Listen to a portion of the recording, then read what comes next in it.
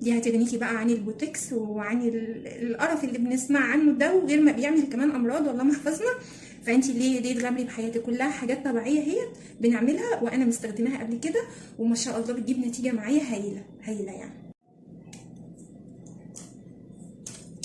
ازيكم يا حبايبي، عاملين ايه؟ النهارده بقى ان شاء الله جايه لكم بفكره ماسك جديد. طبعا زي ما انتم شايفين دي معانا خميره فوريه.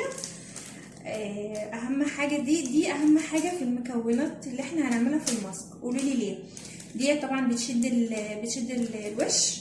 دي هتغنيكوا خالص عن البوتكس بقى وعن الحاجات بقى اللي هما بيستخدموها الجديده ديت. عشان لشد الوش والتجاعيد وكده. دي هتمنع بقى التجاعيد كلها. تمام، يلا بينا بقى ايه نبدا الماسك. ومعانا ايه تجربه طبعا ايدينا اهيت هنجرب عليها على ايدي. هنبدا بقى بسم الله. هناخد معانا معلقه من الخميره،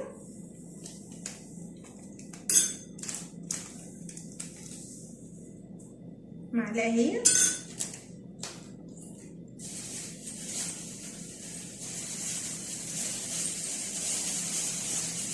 دي استخدموها مرتين في الاسبوع برضو هتعمل معاكم نتيجه كويسه جدا. ومعانا يعني زي معلقه الا ربع كده من النشا.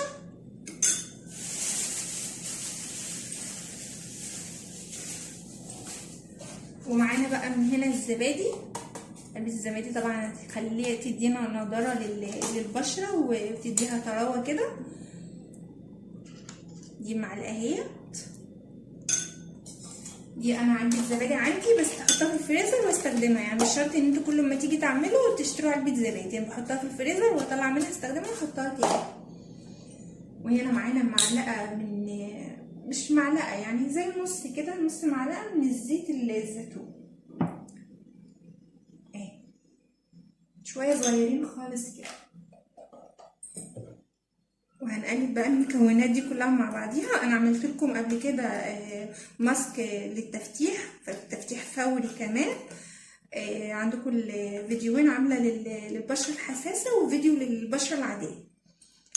لو انتوا عايزين برضو حابين ايه تتفرجوا على الفيديوهات، بجد بجد هيعملوا معاكم نتيجه فوريه جدا جدا. بصوا لما تقلبوا المكونات هتلاقوها متجانسه كده. احنا بقى هنخففها بشويه لبن. لو ما عندكمش لبن سايب ممكن تحطوا معلقه من لبن البودره في شويه ميه كده صغيرين وتقلبوهم وتضيفوهم هنا. انا هنضيف اللبن بقى. اما رضيتش احط لها اللبن الاول علشان ما تبقاش خفيفه مننا، يعني ممكن نعمل كده ونقلب لحد ما ايه ما نلاقيها خفيفه. لا ايه لا خفيفه ولا تقيله، تبقى كريمي. هقلبها كويس وارجع لكم تاني. بصوا بدات هنا تبقى كريمي هي زي ما قلت لكم لما حطيت شويه اللبن، يعني هما خدوا زي معلقتين صغيرين من دول كده لبن سائل. بصوا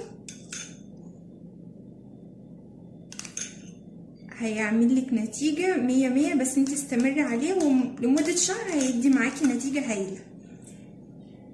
تجاعيد بقى في الوش وفي الايد برضه قسما بالله بستخدم الماسكات دي على طول، هايله هايله هايله. يعني اي كراميش في الايد، اي برضه الايد بتبقى بشره، بتخلي البشره ناعمه وحساسه. بصوا مع كتره الاستخدام هتلاقوا نتيجه مبهره.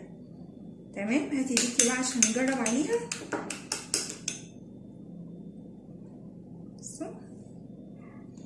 اهم حاجه وانتي بتيجي تحطي، بعد ما تحطي كده تدليك بقى، تدليك في الايد. اهم حاجه زي ما قلت لكم حطوا تفضلوا تدلكوا، حتى لو حطيتوها على بشرتكم تدليك برضه، تدليك، وتسيبوها لمده نص ساعه. وكل من فتره لفتره كده تبدأي ان انت تقعدي تدلكي علشان طبعا اي تجاعيد واي حاجة تفرد معاكي. وانا هوريكم الفرق برضو ما بين الايدين الاتنين بعد ما نخلص. بصوا كده افردي ايديكي كده دي هتغنيكي بقى عن البوتكس وعن القرف اللي بنسمع عنه ده، وغير ما بيعمل كمان امراض والله ما حفظنا. فانتي ليه تغامري بحياتك؟ كلها حاجات طبيعيه هي بنعملها، وانا مستخدماها قبل كده وما شاء الله بتجيب نتيجه معايا هايله يعني، وحاجات مش مكلفه خالص نهائي. شايفين ايديا؟ عشان انا مستمره على طول على الحاجات دي، ما شاء الله ما شاء الله يعني هتجيب نتيجه هايله معاكم. بص احنا شربنا الايد كويس اهوت.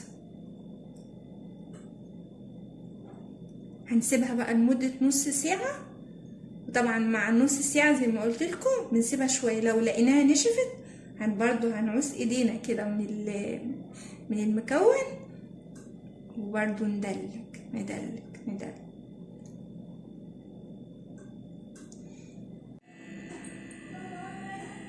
بس طبعا انا مسبتهاش يعني عشان نخلص التصوير، يعني نشفت سنه كده بس، مع كل ما تيجي تنشف بضيف لها تاني. في بقى ايه حاجه تانية كمان مهمه عايزه اقول لكم عليها بعد الخطوه دي. بصوا الايدين، انا هوريكم الفرق ما بين الايدين الاتنين دلوقتي، وانتوا اللي هتحكموا لما تشوفوها. بصوا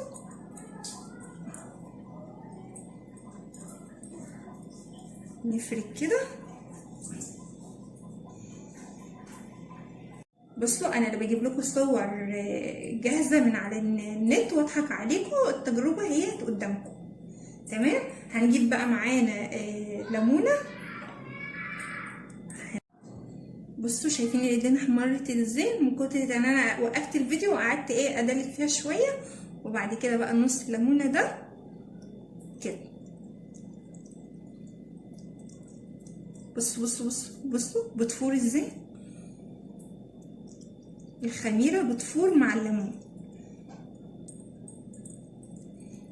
وزي ما بيقولوا التجربه خير دليل.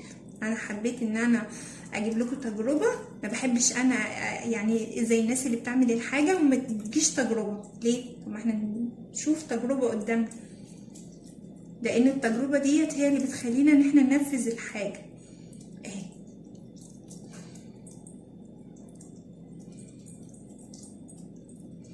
هنروح بقى تغسل ايديها وبعد كده ارجع لكم تاني.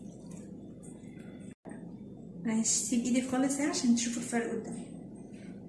بصوا الفرق هنا، شايفين هنا الايد لو قربت شويه. بصوا والله احنا مش ضايفين اي حاجه خالص، ولا بنكيك ولا اي حاجه. بصوا شايفين الايد ناشفه الزين، وكمان تحس ان هي مكرمشه. بصوا الايد دي عطت نضاره ازاي، شايفين؟ لو عجبكم الفيديو بقى متنسوش تدعمونا باللايك والشير والاشتراك وتفعلوا زر الجرس عشان يوصلكوا كل جديد، وكمان متنسوش تعملوا لنا كومنت كده حلو لو الوصفه عملت نتيجه معاكم عشان غيركم يستفاد. السلام عليكم، اشوفكم في فيديو جديد. باي.